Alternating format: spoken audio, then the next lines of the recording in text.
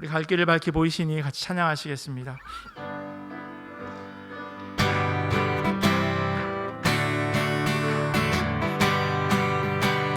갈 길을 밝히 보이시니 주 앞에 빨리 나갑시다. 우리를 찾는 구주 예수 곧 오라 하시네. 죄악 벗은 우리 영혼이 기뻐 뛰며 주를 보겠네. 하늘에 계신 주 예수를 영원히 섬기리. 우리를 오라 하시는 말 기쁘게 듣고 순종하세. 구주를 믿기 지체 말고 속속히 나가세. 죄악 벗은 우리 영혼을 기뻐 하늘에 계신 주 예수를 영원히 죄악 벗은 우리 영혼을 죄악 벗은 우리 영혼을 기뻐 뛰며 주를 보겠네. 하늘에 계신 주 예수를 영원히 섬기리. 주 오늘 여기 계시오니 다 와서 주의 말씀 듣세. 듣기도 하며 생각하니 참 진리시로다. 죄악 벗은 우리 영혼이 기뻐 뛰며 주를 보겠네. 하늘에 계신 주 예수를 영원히 섬기. 주의 음성을 주의 음성 내가 들으니 사랑한단 말일세. 믿는 마음으로 주께 가온 나를 영접하소서. 내가 매일 십자가 앞에 더 가까이 가오니 글쎄 주의 흘린 보배 피로써 나를 정케 하소서. 주여 넓으시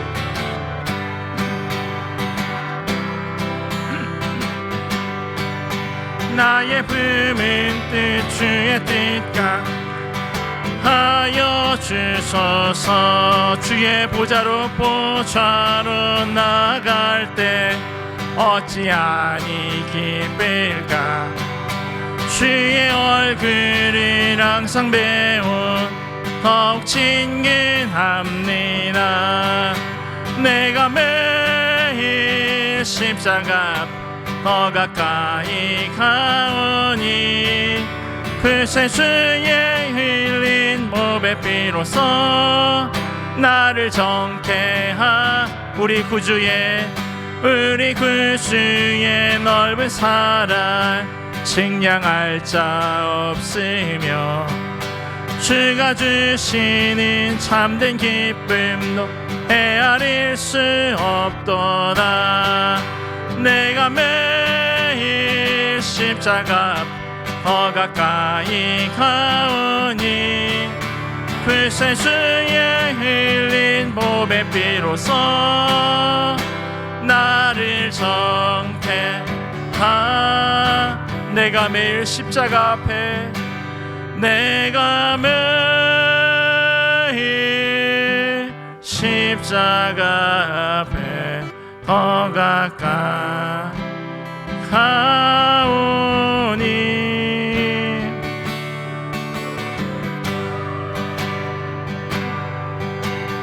보배 피로써 나를 정케 하소서. 우리 한 번 더 같이 기도하며 나아가겠습니다. 하나님, 정말로 하나님께서 우리의 갈 길을 밝히 보여주시는 분임을 믿음으로 고백하였습니다. 하나님, 우리가 그 주님 의지하며 나아가게 하여 주시옵소서. 때로는 우리 앞이 막막한 것 같고 정말로 끝이 없는 것 같은 어둠을 걸어가는 그런 상황 가운데 있을지라도 주님, 우리가 기도하며 나아가기를 소원합니다. 하나님께서 피할 길을 예비하여 주시고 또 우리로 하여금 평안함 가운데 하나님 걸어갈 수 있도록 은혜로 더하여 주시옵소서.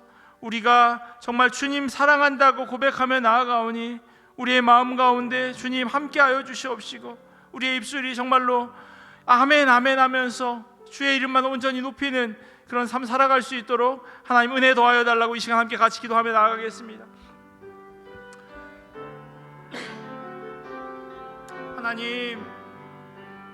하나님 우리로 하여금 기도하게 하여 주시옵소서. 하나님 연약한 자들을 통하여서 하나님 세상 가운데 살아갈 때마다 문제들 만나고 어려움 만나지만 그 가운데 다시금 하나님 엎드리기를 간절히 소원합니다. 우리가 무엇을 의지하며 나아갈 수 있겠습니까? 예수 그리스도의 십자가만을 붙잡고 나아가는 주님의 자녀된 삶 살아갈 수 있도록 은혜로 더하여 주시옵소서. 하나님께서 우리를 이끌어 주시옵소서. 각자 가지고 온 많은 기도의 제목들이 있을 줄 압니다. 하나님, 낙심될 때마다, 어려움 가운데 있을 때마다, 실패를 경험하고 또 어찌할 바를 몰라서 아파하고 있을 때 주님 찾아가 주시옵소서. 그들의 마음을 하나님 위로하여 주시옵시고 그들의 마음 가운데 하나님이 만져주시는 그 은혜들 온전히 경험할 수 있도록 하나님 도와주시옵소서.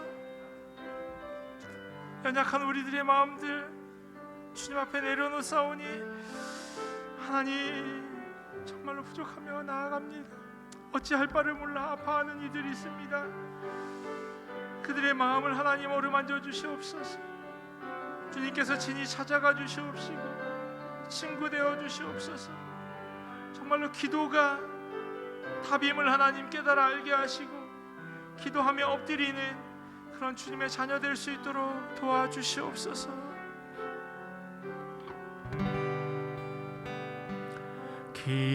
기도할 수 있는데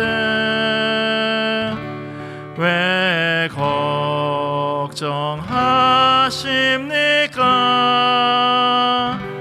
기도하면서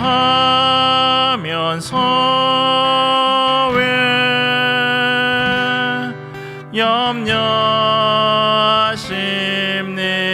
염려하십니까? 주님 앞에 무릎 꿇고 간구해 보세요. 마음을 정결하게 뜻을 다하여 기도할 수 있는데 왜 걱정하십니까? 기도하면서 왜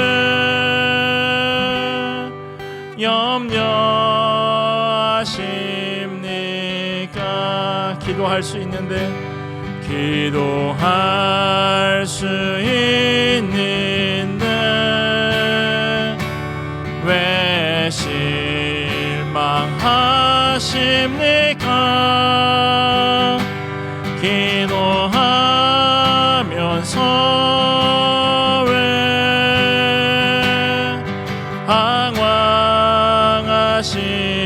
방황하십니까? 주님 앞에 무릎 꿇고 간구해 보세요. 마음을 정결하게 뜻을 다하여 기도할 수 있는데 왜 걱정하십니까? 기도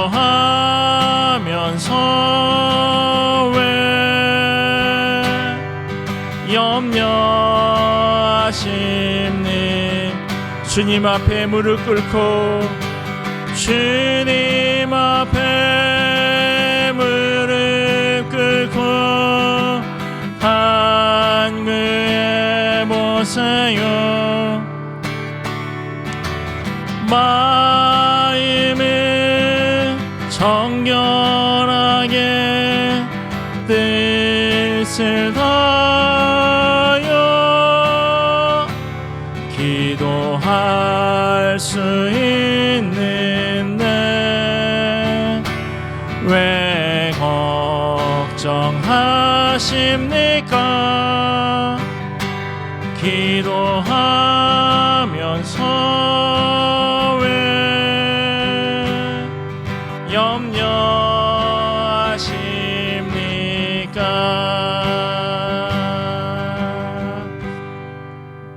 저희 지난주에 처음 불렀던 찬양 충만이라고 하는 찬양 같이 찬양했으면 좋겠습니다. 가사 하나하나 묵상하면서 정말로 우리의 입술에 고백이 되어지는 그런 시간 되기를 원합니다.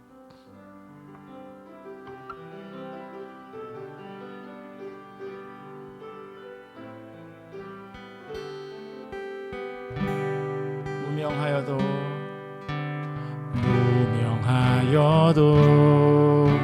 공허하지 않은 것을 예수 안에 난 만족함이라. 가난하여도 부족하지 않은 것은 예수 안에 오직 나는 부요함이라. 고난 중에도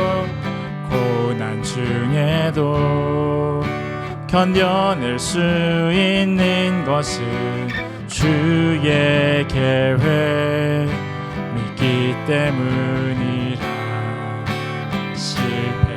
실패하여도 일어설 수 있는 것은 예수 안에 오직 나는 승리함이라. 난 예수로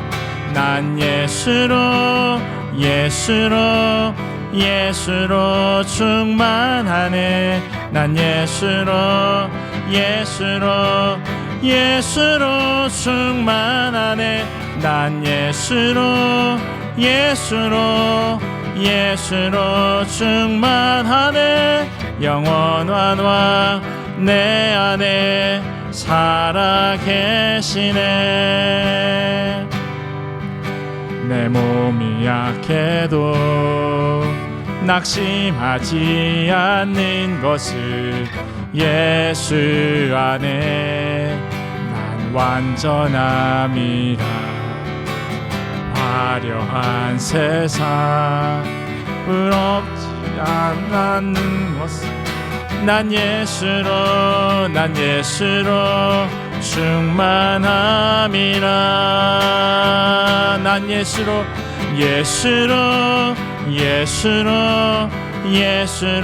충만하네. 난 예수로 충만하네. 난 예수로 충만하네. 영원한 왕 내 안에 살아계시네. 난 예수로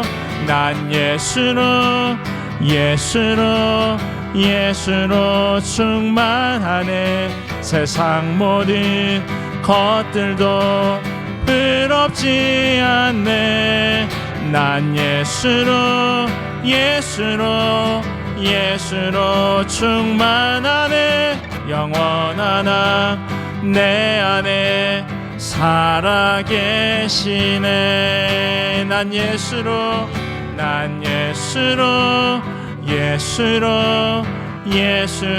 충만하네.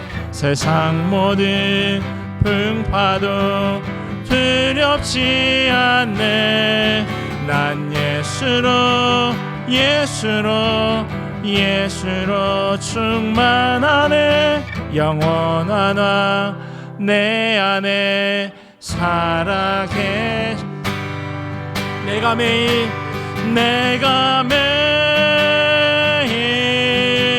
십자가 앞에 더 가까이 가오니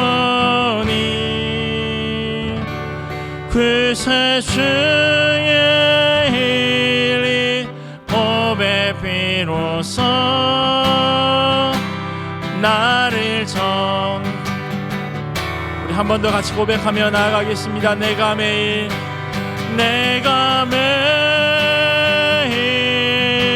십자가 앞에 더 가까이 가오니 그새 주의 흘린 보배 비로소 나를 정케 하소서. 마지막으로 한 번 더 같이 기도하겠습니다. 하나님, 그리스도 예수 한 분만으로 충만하게 하여 주시옵소서. 하나님, 내 안에 그리스도 예수만이 가득하게 하시고, 하나님, 세상 가운데서 주님보다 더 귀한 것이 내 삶 가운데 없습니다라고 그렇게 고백하며 살아가기를 원합니다. 하나님, 우리가 그리스도 예수의 십자가 앞에 온전히 엎드려지는 자들 되게 하시고, 우리가 비록 주홍같이 붉은 죄로 살아가지만 예수 그리스도의 보혈로 말미암아 눈과 같이 희게 되어진다 주님 말씀하셨사오니, 하나님, 우리 그 믿음 가지고 함께 주님 앞으로 나아가기를 원합니다. 하나님, 우리에게 충만하게 은혜 더하여 주시옵시고, 하나님 말씀으로 덧입혀 주시옵시고, 또한 그리스도 예수의 보혈 붙잡고 살아갈 수 있도록 은혜 더하여 달라고 이 시간 함께 같이 기도하며 나아가겠습니다. 하나님, 감사합니다. 하나님, 우리의 연약함을 아시지요. 하나님, 우리의 나약함도 아시지요. 하나님, 그 모든 것들 주님 앞에 내려놓습니다. 하나님만 바라보게 하시고, 하나님만 의지하게 하시고, 주님 한 분 바라보면서 그렇게 살아갈 수 있도록 인도하여 주시옵소서. 부족한 자들, 연약한 자들 주님 앞에 나왔습니다. 하나님, 상한 심령으로 나왔사오니, 하나님 갈급한 마음으로 나왔사오니 우리의 마음을 붙들어 주시옵시고, 그리스도 예수의 십자가로 우리의 죄가 하나님 깨끗하게 되기를 원합니다. 우리의 마음 가운데 주님 한 분만이 충만하게 거하기를 소원합니다. 세상 가운데 그 어떤 것도 하나님 그리스도 예수보다 귀한 것이 없음을 우리로 하여금 믿음으로 고백하게 하시고, 주님 바라보면서 주님으로 충만합니다, 그렇게 고백하며 나아갈 수 있도록 도와주시옵소서. 하나님, 주일을 보내고 지난 3일간 못 알아들을까봐 실수나 하지 않을까, 언어의 장벽 앞에 의도치 않은 일로 송사에 빠지지 않을까 긴장한 모든 시간을 뒤로하고 이 자리에 나오게 하심에 감사드립니다. 고단하고 피곤하나 쉬 잠 못 드는 밤도 많았습니다. 긴밤 내 몸의 파스 냄새는 아무도 알아주지 않는 나만의 처치가 되었습니다. 주님, 지난 시간들이 모두 주님의 은혜임을 고백하고 감사하오나 앞으로의 시간은 더욱 주님의 부어주시는 은혜가 없이는 설 수가 없기에 가난하고 간절한 마음으로 이 자리에 머리 숙입니다. 슬픔과 낭만과 두려움과 절망 속에서 엠마오로 가는 두 제자에게 예수 그리스도께서 나타나셔서 그들에게 말씀을 풀어주셨을 때에 그들의 마음이 뜨거워졌다고 성경은 기록하고 있습니다. 이 시간 목사님을 통하여 우리에게 말씀이 증거되어질 때에 우리의 마음도 뜨거워지게 하시고, 건강이 부족한 자에게는 강건의 하나님으로, 지혜가 부족한 자에게는 지혜의 하나님으로, 경제적 어려움을 겪고 있는 자에게는 부요의 하나님으로, 혹 해결되지 않은 신분의 문제로 고민하는 자에게는 굳건한 반석이신 하나님으로 오늘 밤 응답해 주시옵소서. 비전 X에 참여 중인 우리 자녀들을 위해 기도합니다. 이민 1세대인 우리들은 낯선 이국 땅에서 적응하느라 생존해 내느라 고군분투하였지만, 우리 아이들은 하나님께서 왜 캐나다로 부르셨는지 그 부르심에 합당한 열매로 꿈이 연결해가게 하시고, 이민 1세대 우리의 고민인 적응과 생존의 문제를 뛰어넘어 나아가 이웃과 사회를 돌아보아 더 좋은 세상을 만드는 데 쓰임받는 귀한 아이들로 삼아 주시옵소서. 하나님의 교회를 지탱하고자 교사로, 목자로, 봉사자로 헌신하는 직분자분들, 이 시간 예배를 드리는 모든 성도님들, 그리고 이 시간 함께하지 못한 성도님들 가정까지도 믿음의 선한 싸움을 잘 감당할 수 있도록 은혜 내려주시옵소서. 이 모든 것 우리를 구원하신 예수님의 이름으로 기도드렸습니다. 아멘.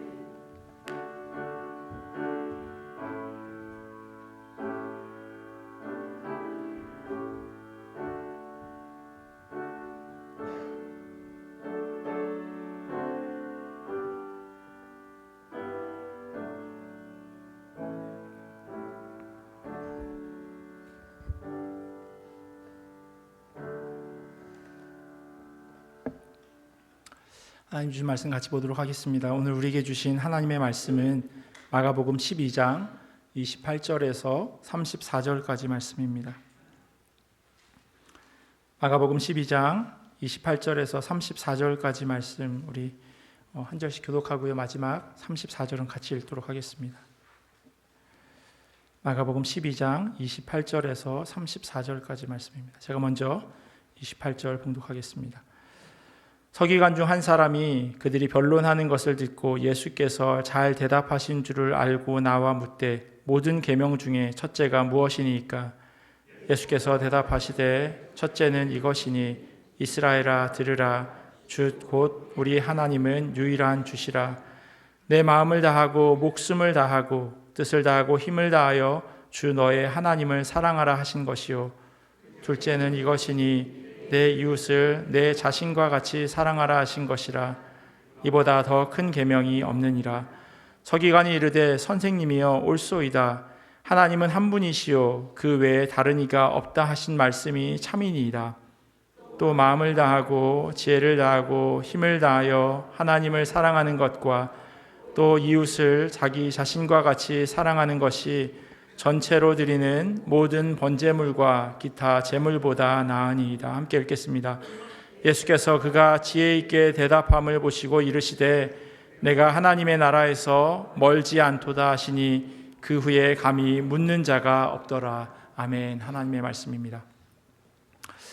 한 5년 전에요. 2019년 5년 전에 그 한국에 아주 유명한 영화가 개봉한 적이 있었습니다. 혹시 보신 분이 계신지 모르겠습니다. 극한 직업이라고요. 혹시 안 보신 분이 계신가요? 왜냐하면 그 영화가 초대박이 나거든요. 그 경찰 마약반이 잠복근무로 위장 수사를 하기 위해서 치킨집을 운영하게 되는 그러한 그 액션 코미디 영화인데요.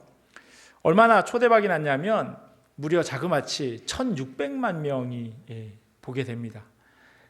오늘까지 있는 그 한국의 영화 역사에서 당당히 2위를 차지하는 아주 걸작인지는 잘 모르겠지만 저도 아주 재밌게 본 그런 영화입니다.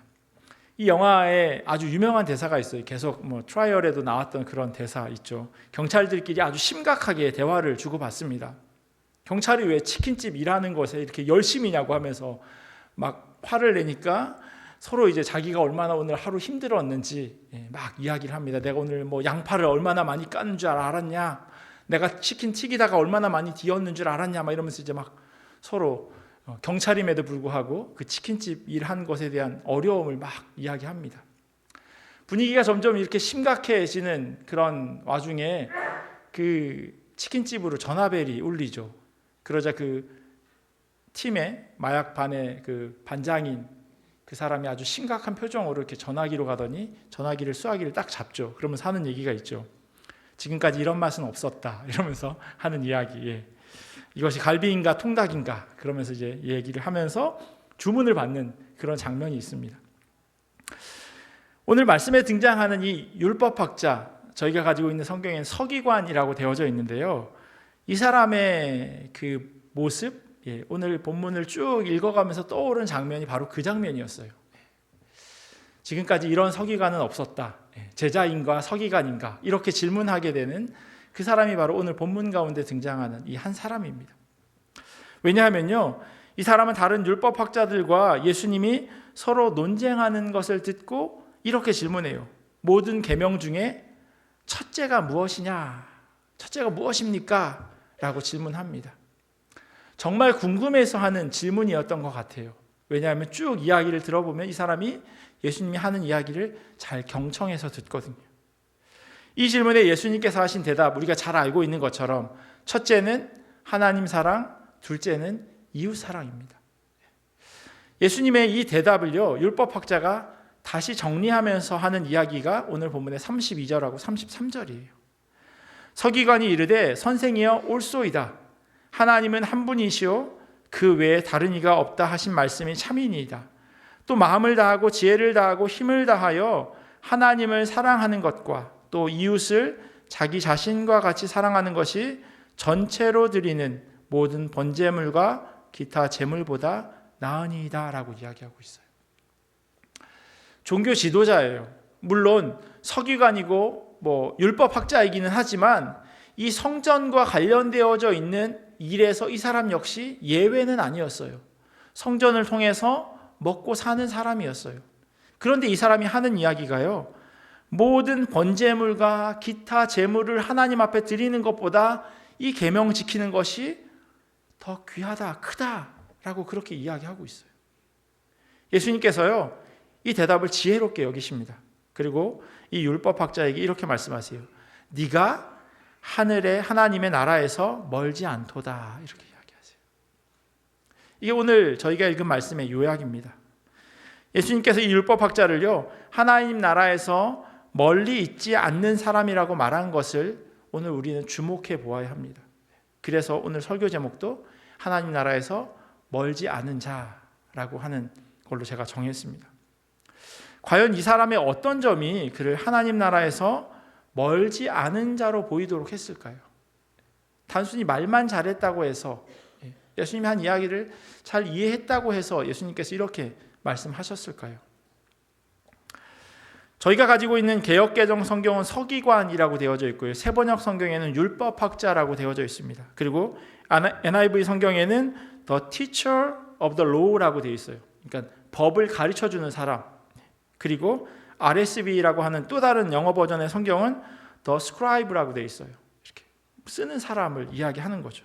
그러니까 율법학자, 서기관, 말씀을 가르치는 사람 혹은 받아 적는 사람, 이런 다양한 역할을 하는 사람이 오늘 본문에 나와 있는 사람이에요.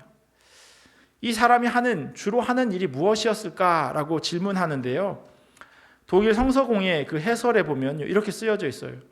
옛 중동에서는 글을 배우는데 특별한 교육이 필요했는데 이 율법학자, 이 서기관이 그 일을 한다고 그렇게 쓰여져 있어요. 그러니까 글을 가르쳐주는 사람이라고 이야기합니다. 왜 글을 가르쳐야 하냐면 성경을 읽어야 하니까. 그래서 글을 가르치는 일을 이 서기관이 했다고도 이야기합니다. 다른 기록을 보면요, 율법학자들의 주된 업무는 다른 사람을 위해 문서를 쓰거나 기록된 문서를 필사하는 사람, 복사하는 사람이다라고 이야기하기도 합니다. 성경이 여러 권 필요했어요. 그런데 지금처럼 인쇄술이 전혀 없는 상황이었어요. 그러면 어떻게 해야 하냐면 한 사람이 하나님의 말씀을 읽으면요, 여러 명이 앉아서 그것을 받아 적습니다. 필사하는 거죠. 한 사람이 하나를 놓고 필사하기에는 어려웠어요. 왜냐하면 이 한 권의 책이 너무나도 귀하고 비쌌으니까요. 그래서 여러 사람을 앉혀놓고 한 사람이 이야기를 하면 나머지 사람들이 똑같이 받아 적었었습니다. 이들은 사회적으로 높은 위치에 있었어요. 사무엘하 8장을 보면요, 다윗이 왕이 된 이후에 여러 리더들을 세워요. 거기에 이런 사람들이 있어요. 군사령관, 그리고 제사장, 그리고 사관, 역사를 기록하는 사람, 거기다 오늘 본문에 나오는 이 서기관도 다윗이 왕이 된 이후에 그 그룹의 백성의 리더로 세우는 사람 가운데 하나였습니다. 고관이었던 거죠. 율법학자는 한 나라의 매우 중요한 관리였습니다. 뿐만 아니라 이 사람은요, 종교적으로 볼 때는 바리새파 사람이었습니다. 제가 여러 번 말씀드렸죠. 바리새파, 페르시라고 하는 그 말의 뜻은 불리하다라고 하는 뜻이 있어요. 그러니까 거룩한 삶을 살아가는 사람이에요. 특별히 모세의 율법을 목숨처럼 지키는 사람, 그리고 장로들의 전통을 너무나도 중요하게 여기는 사람, 그 사람이 바로 이 바리새파 사람이었고 서기관은 그 바리새파 사람 안에 속해 있는 사람이었습니다. 그런데요, 이 바리새파 사람들이 하나님의 말씀을 잘 지키고 거룩하게 사는 것은 너무나도 중요한데 이들의 지나친 율법 준수는요, 오히려 일반 백성들을 힘들게 만들었습니다. 내가 지키는 것에 국한된 것이 아니라 지키지 않는 사람들에 대해서 손가락질하고 정죄하면서 심지어는 이 종교 경찰들을 통해서 잡아 가두는 일까지 있었습니다. 그러니 구별되다 못해 너무나도 악한 모습으로 바뀌는 그런 사람들이 바로 바리새인들이었던 겁니다. 누가복음에 예수님께서 바리새파 사람과 세리가 기도하는 그 내용을 이렇게 비유로 말씀해 주신 그런 이야기가 있습니다. 바리새파 사람들이요, 어떤 삶을 살았는지를 잘 보여주는 대목이에요. 두 사람이 기도하러 성전에 올라갔다. 한 사람은 바리새파 사람이고 다른 한 사람은 세리였다. 바리새파 사람은 서서 혼잣말로 이렇게 기도하였다. 하나님 감사합니다. 나는 남의 것을 빼앗는 자나 불의한 자나 간음하는 자와 같은 다른 사람들과 같지 않으며 더구나 이 세리와는 같지 않습니다. 나는 일에 2번씩 금식하고 내 모든 소득의 11조를 바칩니다. 참 율법을 잘 지키는 사람입니다. 십계명을 잘 지키고요, 금식과 11조 역시 참 잘하는 사람입니다. 하지만 예수님께서는요, 이 사람을 의롭다고 인정하지 않으세요. 오히려 세리를 더 의롭다 말씀하세요. 이렇게 율법을 잘 지키는 것만으로는 의롭다고 인정받을 수 없다는 것을 예수님께서 말씀하고 계세요. 이런 이야기를 예수님께서 하셨다는 것을 오늘 본문에 나온 서기관은 알았을까요? 오늘 본문에 등장하는 서기관의 질문은요, 다음과 같은 뜻을 담고 있습니다. 우리가 알고 있는 수많은 율법이 있는데 그 가운데 가장 으뜸되는 게 뭡니까? 라고 하는 질문이에요. 성경에 나와 있는, 그리고 특별히 바리새인들이 지키고 있었던 율법의 가지수가 660개라고 이야기합니다. 지켜야 하는 율법이 그렇게 많았던 거예요. 그런데 이 가운데 가장 중요한 게 뭐냐고 질문하고 있는 겁니다. 지난주에 제가 마가복음 이 12장은요, 도장 깨기 같다고 말씀드렸어요. 예수님께서 바리새파 사람들, 헤롯 사람들, 또 사두개인들을 하나씩 깨부수는 그런 모습이에요. 그리고 이 모습을 이 서기관은 곁에서 지켜보고 있었어요. 아, 예수님이라면 내가 궁금해하는 이 질문을 대답해 줄 수 있겠구나라고 하는 확신이 들었던 겁니다. 그래서 자기가 율법을 잘 알고 있는 서기관임에도 불구하고, 하나님의 말씀을 가르치는 사람임에도 불구하고 그 질문을 하는 거예요. 뭐가 가장 으뜸되는 계명입니까? 라고요. 예수님께서 그들과 이야기하는데 대답하는 것을 보니 뭔가 다르다라고 하는 것을 그 사람은 느꼈던 거예요. 예수님께서요, 모세의 율법을 언급하면서 대답하세요. 이 사람이 모세의 율법을 잘 알고 있는 사람임에도 불구하고 모세의 율법을 가지고 말씀하세요. 구약의 말씀을 알고 계셨기에, 그리고 성경이 하나님의 권위를 가진 말씀임을 알고 계셨기에 예수님께서 다음과 같이 대답하십니다. 첫 번째로 말씀하신 건 신명기에 있는 말씀이에요. 신명기 6장 4절과 5절에 있는 말씀입니다. 이스라엘아 들으라, 우리 하나님 여호와는 오직 유일한 여호와시니 너는 마음을 다하고 뜻을 다하고 힘을 다하여 내 하나님 여호와를 사랑하라. 들으라 이스라엘아, 우리가 가지고 있는 성경에는 이스라엘아 들으라 라고 되어져 있어요. 그런데 히브리어 원문에는 들으라 이스라엘 그렇게 되어 있어요. 그리고 이 들으라라고 하는 것은 쉐마라고 이야기해요. 쉐마 이스라엘. 화면에 보시면 쉐마를 저렇게 쓴대요. 쉐마, to hear, 들어라 이스라엘 백성들아. 하나님께서 이 말씀을요, 마음에 새기고 자녀에게 부지런히 가르치고 손에 메어 표로 삼고 또 이마에 붙여 기호로 삼고 집 문설주와 대문에도 써서 붙여라 말씀하세요. 대대 손손 절대로 잊어버리지 말고 기억해라 말씀하셨어요. 그래서요, 유대인들은 아직까지 이 말씀을 그대로 지키며 살아갑니다. 화면에 보시면요, 집 문설주에 붙이는 게 있어요. 저거를 메주자라고 이야기해요. 히브리어로 메주자라고 이야기하는데, 한국에 저 있었을 때요, 교회에 새로 등록하면 이렇게 스티커 같은 걸 주셨어요. 집에다가 아파트 같은 데 이렇게 붙이죠. 뭐 나야가라 한인장로교회 이렇게 붙이도록 되어져 있는, 그리고 옆에는 여호와는 이 집의 주인이시오, 아니면 뭐 이렇게 성경 구절 같은 게 쓰여져 있는, 저게 지금 좀 전에 읽었던 들으라 이스라엘아라고 하는 그 말씀이 적혀져 있는 그 두루마리처럼 조그맣게 모양으로 만들어져 있었어요. 제가 토론토 처음 캐나다 왔을 때요, 그 베더스트라고 하는 동네에 살았는데, 거기가 주이시들이 쭉 사는 동네예요. 아주 영길, 영스트리트 서쪽에 있는 아주 큰 길인데요. 거기에 가면 저런 그 메주자가 붙어 있는 집을 아주 흔하게 보실 수 있어요. 제가 살고 있었던 그 아파트에 10개 호수가 있는데 6개가 붙어져 있더라고요. 그 정도로 많이 주이씨가 살고 있는데 저걸 저렇게 붙여놓고 삽니다. 왜냐하면 문설주에 붙이라고 했거든요. 그리고 테플린이라고 하는 게 있어요. 다음 PPT 보시면요, 손에 감고요, 그래서 이렇게 붙여요. 이마에도 이렇게 붙여요. 마치 그 어렸을 때가 아니고 어떤 분들 보면 이렇게 뭘 지고 가는 거 있잖아요. 이렇게 머리띠로 해가지고 뒤에 가방 같은 걸 지고 가는 원주민들 보면 그렇게 하는데, 그런 것처럼 여기에 이제 그 쉐마가, 그 글씨가 써 있는 거죠. 그 안에, 상자 안에.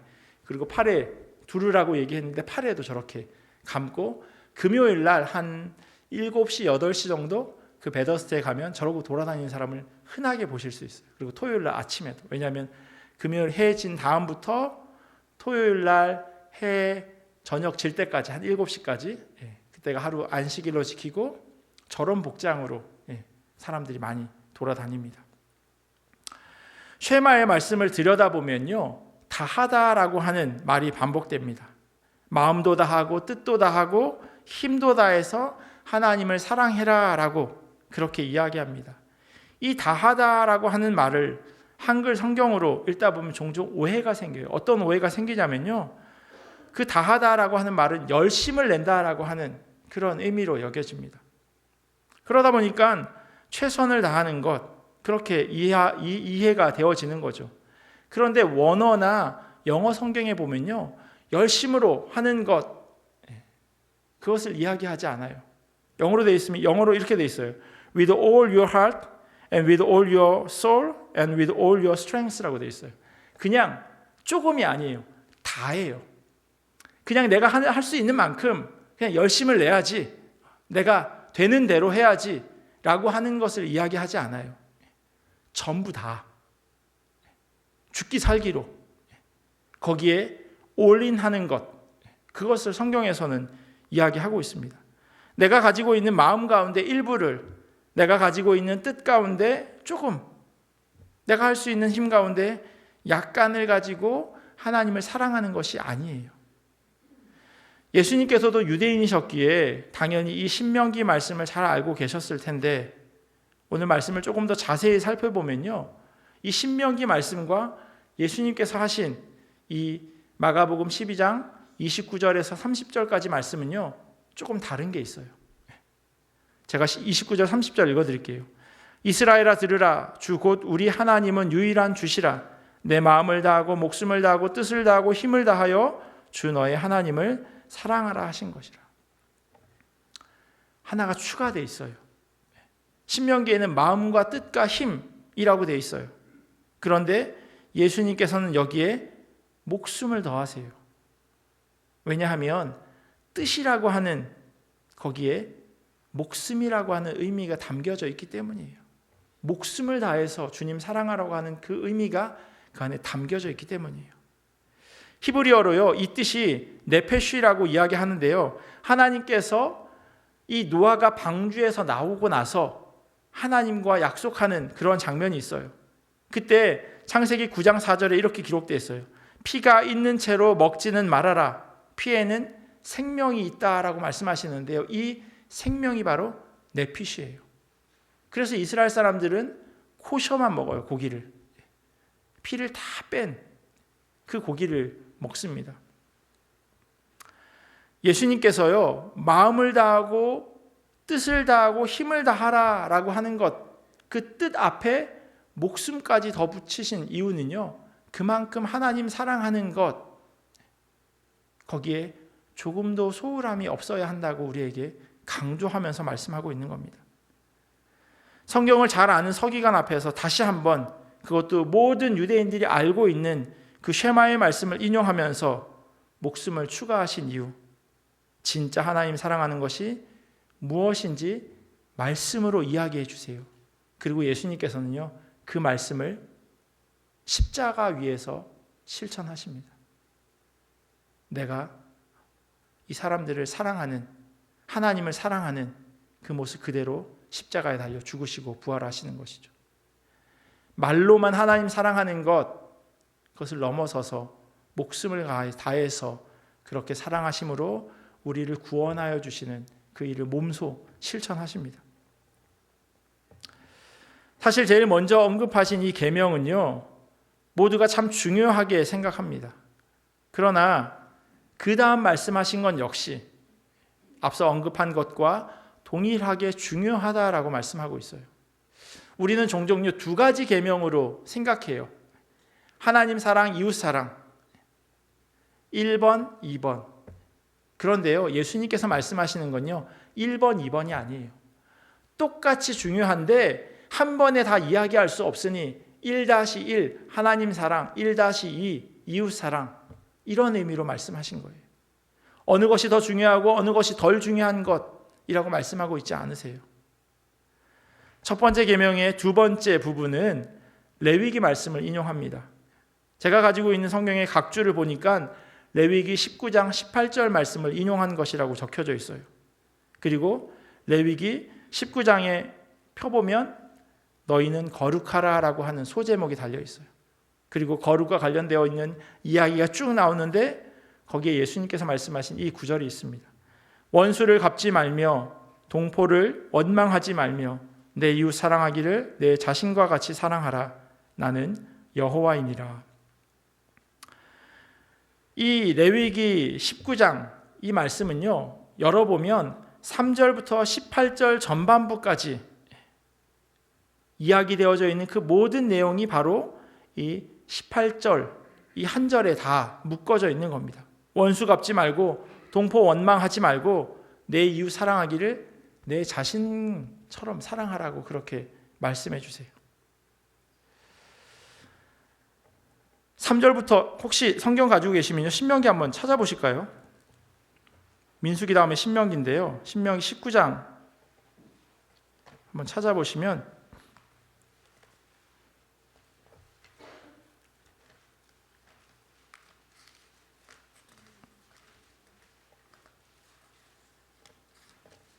제가 가지고 있는 성경은 291페이지, 예, 여기 있네요.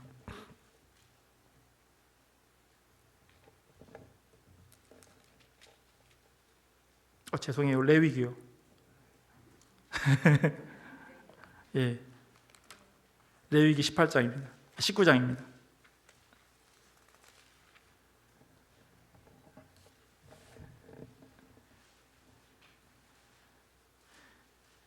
(3절부터) 이렇게 쭉 한번 따라와 보세요. 3절부터 보시면요, 부모님 공경 그리고 안식일 계명에 대해서 기록되어 있고요. 또 4절에 보면 헛된 것, 우상 숭배 금지하는 그런 내용이 기록되어 있습니다. 그리고 5절에 보면 제물 드리는 것에 대해서 그렇게 쭉 기록되어 있고요. 9절, 10절은 보면 이웃을 위한 배려가 기록되어 있어요. 그래서 곡식을 거둘 때 다 거두지 말래요. 조금 남겨놓으래요. 왜냐하면 혹시 룻기를 읽어보신 분은 아시겠지만 룻이 하는 일이 떨어져 있는 곡식을 이렇게 주워서 먹잖아요. 일부러 남겨놓는 거죠. 이웃을 위한 배려를 해놓으라고 성경은 말씀하고 있습니다. 11절에 보면 도둑질, 사기하는 이웃을 속이는 것 하지 말라고 이야기하고 있고요. 13절에 보면 이웃을 억압해서 그들의 것을 빼앗는 행위, 그거 하지 말라고 이야기하고 있습니다. 14절에는요, 몸에 장애가 있는 사람들에 대한 배려까지도 성경은 말씀하고 있습니다. 공정한 재판을 통해서 이웃의 삶을 보장해주고 그들의 잘못을 감싸라고 하는 그러한 이야기가 15절부터 또 기록되어 있어요.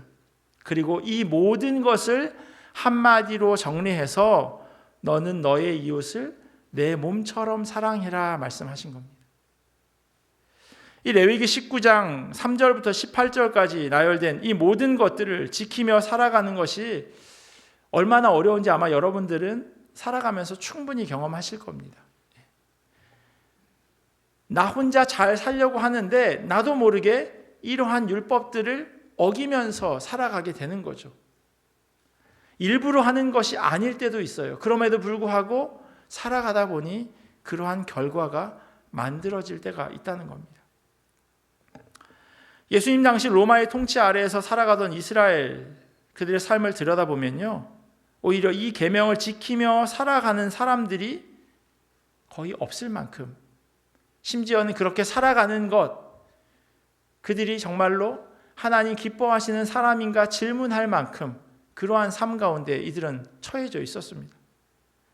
살기 위해서 죄인이라고 동족들의 손가락질 받을 줄 알면서도 남자들은 하급, 세리직으로, 여자들은 몸을 팔아서 생계를 유지했습니다. 이런 사람들에게 이웃을 위한 배려, 이웃을 속이는 것을 금지하는 것, 그리고 이웃을 억압하지 않고 이웃의 것을 빼앗지 않는 것, 그것은 어찌 보면요, 사치였어요. 자기가 제대로 살 수 없는 그러한 상황 가운데 있었습니다. 남을 배려하다 보면 말입니다.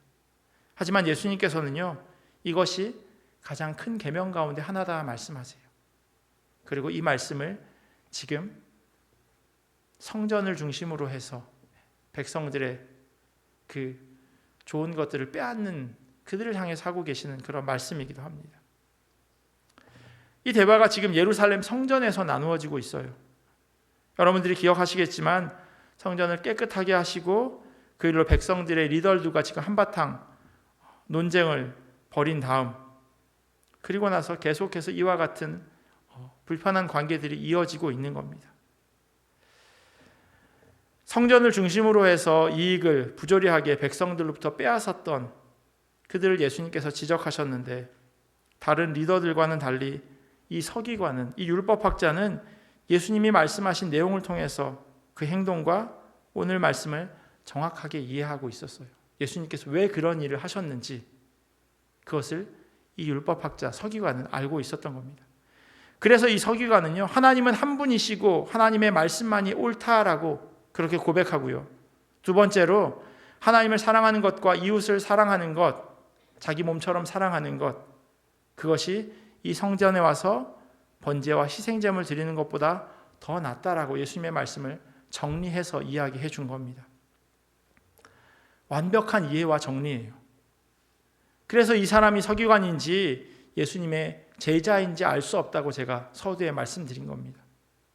어떤 제자들보다 예수님의 말씀을 정확하게 꿰뚫고 있었습니다. 그래서 예수님께서 이 사람을 향해서 하나님 나라에서 멀리 있지 않는 사람이다라고 말씀하셨어요.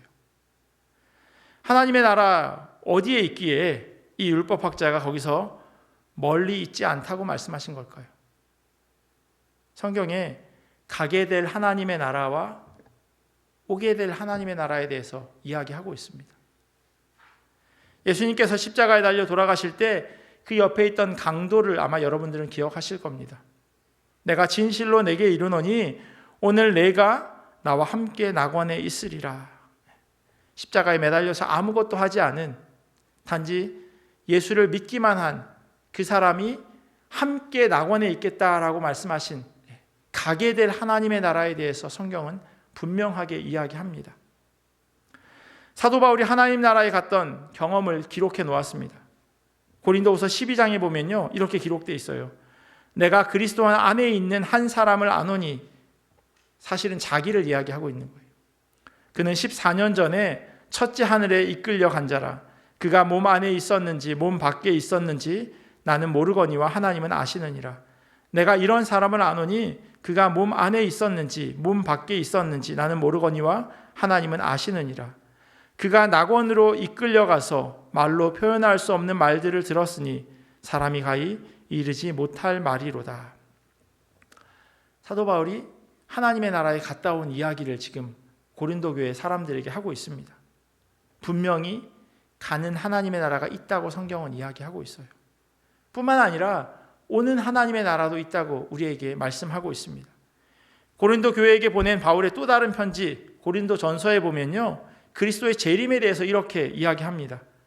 그 후에는 마지막이니 그가 모든 통치와 모든 권세와 능력을 멸하시고 나라를 하나님 아버지께 바칠 때라 라고 이야기하고 있어요. 그리고 요한계시록에도 그와 같은 하나님의 나라가 도래하는 것에 대해서 기록하고 있습니다. 7대 천사가 나팔을 불매 하늘에 큰 음성들이 나서 이르되 세상 나라가 우리 주와 그의 그리스도의 나라가 되어 그가 세세토록 왕노릇 하시리로다 라고 말씀하고 있어요. 제가 여러 번 말씀드렸듯이 우리는 이미 그러나 아직 already but not yet 이라고 하는 그 사이를 살아가고 있습니다. 예수님이 이미 도래하셨어요. 이미 오셨어요. 하지만 다시 오신다고 하신 그 사이를 우리는 살아가고 있습니다. 그 완성은요, 예수님께서 재림하시는 때에 완성되어진다고 말씀하고 있습니다. 그러면 예수님께서 오늘 본문에서 등장하는 율법학자를 향해서 하나님의 나라에서 멀리 있지 않은 사람이다 라고 말한 것은 무슨 뜻일까요? 이 사람을 저주하면서 곧 하나님 나라에 갈 거다 라고 하는 말씀을 이 사람이 하신 걸까요? 너 곧 죽을 거야. 너 곧 하나님 나라 갈 거야. 예수님 분명히 그런 뜻으로 하신 말씀은 아닐 겁니다. 예수님께서 그를 슬기롭게 보시면서 하신 말씀이에요. 하나님 나라에서 멀리 있지 않다. 예수님 말씀하신 그 컨텍스트를 우리는 봐야 할 겁니다. 그렇다면 이 사람은, 예수님께서 하신 말씀은 구원에 이르는 것, 그게 멀지 않았다라고 하는 것을 말씀해 주고 있어요. 멀지 않은, 그러니까 가까이 와 있는 사람이라는 뜻이에요. 이것은 그의 행동을 통해서 구원을 받게 된다는 것을 말하는 것이 아닙니다. 구원은 하나님의 주권이죠. 내가 선한 일을 했다고 해서 구원받고 내가 악한 일을 했다고 해서 지옥에 가는 것을 성경은 이야기하고 있지 않아요. 제가 이해한 오늘 예수님께서 말씀하신 멀리 있지 않다라고 하는 것은요, 이 사람의 주변을 이야기하고 있는 것처럼 저는 읽혀졌습니다. 구원받는 데 있어 네 주변을 둘러보아라, 그렇게 예수님께서 말씀하세요. 이웃을 자기 몸같이 사랑하는 일을 모든 제사보다 낫다고 말하는 것을 예수님께서 들으셨어요. 그래서 예수님께서 하나님 나라가 너에서부터 멀지 않았다라고 말씀하고 있어요. 그 나라는 바로 우리가 살아가는 이 나라에 대해서 말씀하고 계십니다. 예수님께서 제자들에게 기도를 가르쳐 주신 것 우리 계속해서 보고 있습니다. 다음 주일이 마지막 10번째 시간입니다. 초반에 들었던 이야기라 잊어버리셨을지 모르겠지만요, 예수님께서 그 주기도를 가르쳐 주시며 처음 이렇게 말씀하세요. 그러므로 너희는 이렇게 기도하라. 하늘에 계신 우리 아버지여, 이름이 거룩히 여김을 받으시오며 나라가 임하시오며, 나라가 임하시오며, 그렇게 말씀하셨어요. 예수님께서 그 나라가 오게 해달라고, 하나님의 뜻이 하늘에서처럼 땅에서도 이루어지게 해달라고 기도하라 제자들에게 말씀하셨습니다. 그 오는 나라는요, 예수님의 재림의 때만을 이야기하는 것이 아니라 그 전까지 우리가 만들어가야 하는 하나님의 나라입니다. 그렇게 되기 위해서는요, 복음이 전해져야 하고 우리가 하나님의 나라의 백성으로 살아가야 합니다. 레위기 말씀이나 신명기 말씀이나요, 사실 그것을 전하고 있습니다. 하나님을 믿는 것, 그리고 이웃을 사랑하는 것, 하나님 사랑, 이웃 사랑, 그것을 우리가 이 땅에서 살아내라 말씀하고 있어요. 하나님 사랑, 내가 좋아하는 많은 것들이 있는데 그 모든 것들보다 하나님이 가장 우선시 되어져야 한다고 이야기하고 있습니다. 내가 무엇을 얻기 위해서 하나님을 사랑하라고 말씀하고 있는 것이 아니에요. 하나님이 나를 사랑한 것을 너희가 기억한다면 하나님을 사랑할 수밖에 없다라고 말씀하고 있어요. 억지로 되어지는 게 아니라는 거예요. 하나님이 나를 사랑한 그 구원의 감격이 내 마음 가운데 있다면 주체할 수 없게 된다는 겁니다. 제가 아주 많이 말씀드렸던 것 같아요. 데이트할 때 너무 좋아서 막 어쩔 줄 모르는 거예요. 시키지도 않았는데 혼자 막 뭘 합니다. 막 이벤트를 준비하고 어떻게 하면 조금이라도 더 많은 시간을 같이 있을 수 있을까 고민합니다. 그게 바로 사랑하는 사람들 관계예요. 하나님께서 우리를 사랑하여 주신 것, 내가 그리스도 예수 때문에 십자가에 달려 죽으심으로 말미암아 부활하심으로 말미암아 내가 구원받은 것, 그 감격이 내 안에 있다면 하나님을 사랑하는 것이 너무나도 자연스러워져야 한다는 겁니다. 억지로 그렇게 되어지는 게 아니라, 벌 받을까 봐 억지로 하는 것이 아니라요. 이웃 사랑하는 것도 마찬가지라고 성경은 이야기하고 있습니다. 하나님이 나를 사랑하여 주셨는데 이걸 어떻게 좀 보여드릴 수 있을까? 아니 어떻게 좀 똑같이 해볼 수 있을까? 연습해 볼 수 있을까? 내가 받은 사랑. 누가 그러더라고요. 사랑받은 사람이 사랑할 줄 안다고. 사랑받지 못하면서 자란 사람들은 사랑하는 것이 힘들어요. 억지로 하게 돼요. 왜냐하면 안 해봤으니까. 본 적도 없고 해본 적도 없고, 누가 나한테 사랑한다라고 이야기하면 왜 저러지? 들어본 적이 없으니까요. 누가 나에게 좋다고 막 가까이 다가오면 안아주면 왜 이래? 어색한 거죠. 사랑받은 사람은 하나님을 사랑할 뿐만 아니라 이웃도 사랑하게 된다 말씀합니다. 반대로 되물어 보면요, 나밖에 모른다? 그러면 내가 이웃 사랑하지 않는 거죠. 나밖에 모른다? 하나님이 나를 사랑하고 있는 걸 내가 진실로 깨닫지 못한 겁니다. 죄송한 말씀이지만 성경은 그렇게 우리에게 말씀하고 있습니다. 성전을 중심으로 그 이익을 목표로 살아가는 백성들의 리더들은 하나님이 아닌 내가 중심이었어요. 하나님이 계신 것을 알았다면 그들이 백성들에게 하지 않았을 겁니다. 그러한 행동들을. 예수님께서는 하나님 중심으로 사는 척하는 자들을 향해서 어떤 계명이 가장 큰 것인지 기억해라 말씀하세요. 너희들 이미 알고 있잖아. 하나님 사랑하고 이웃 사랑하는 것 누구보다도 잘 알고 있잖아. 그런데 왜 그것을 지키지 않으며 살아가니? 그게 예화니? 그게 비유니? 하나님의 말씀인데 왜 그것을 지키지 않으며 살아가냐고 예수님께서 되묻고 있는 것입니다. 그리고 무엇보다도요, 그것을 우리가 살아가는 일상에서 증명하라고 말씀하십니다. 하나님의 나라는 그리 멀리 있지 않습니다. 우리도 그 나라를 만들어가고 그 나라에서 살아가는 시민들입니다. 무엇이 가장 으뜸되는 계명이냐는 질문에 예수님께서 하신 말씀을 다시 한번 기억하시면서요, 하나님 사랑, 이웃 사랑, 그것이 억지로가 아니라 받은 사랑대로 그대로 하나님과 이웃에게 돌려드릴 수 있는 그런 주님의 자녀들 되기를 예수 그리스도의 이름으로 간절히 축원합니다. 기도하겠습니다. 하나님 감사합니다. 서기관 한 사람이 주님께 찾아와서 무엇이 가장 으뜸된 계명이냐고 그렇게 물었을 때 이들이 이미 다 알고 있는 하나님 사랑, 이웃 사랑에 대해서 주님께서 말씀하셨습니다. 그리고 이 시간 하나님의 말씀을 함께 나누고 들은 이 자리에 있는 모든 사람들 역시도 이미 다 알고 있는 그러한 이야기입니다. 하나님 사랑하는 것, 이웃 사랑하는 것, 그것이 가장 첫 번째 되는 계명임을 우리가 알고 있음에도 불구하고 하나님 그 말씀대로 우리가 살아내지 못함을 용서하여 주시옵소서. 여전히 부족하고 여전히 성화의 가정을 밟아가는 자들이기에 주님 잘 되어지지 않음을 고백합니다. 그러나 하나님, 겉으로 형식적으로 그렇게 주님 사랑하는 것이 아니라 참으로 주님 사랑 경험하게 하시고 주님이 나를 얼마나 사랑하시는지 하나님 우리가 그것을 뼛속 깊이 새기게 하시고 또한 그 말씀대로 우리가 온전히 살아드릴 수 있도록 인도하여 주시옵소서. 주님께서 우리를 사랑하셨기에 우리 역시도 하나님 사랑합니다. 주님께서 우리를 사랑하셨기에 그 사랑을 우리의 이웃으로 하나님 흘려보냅니다.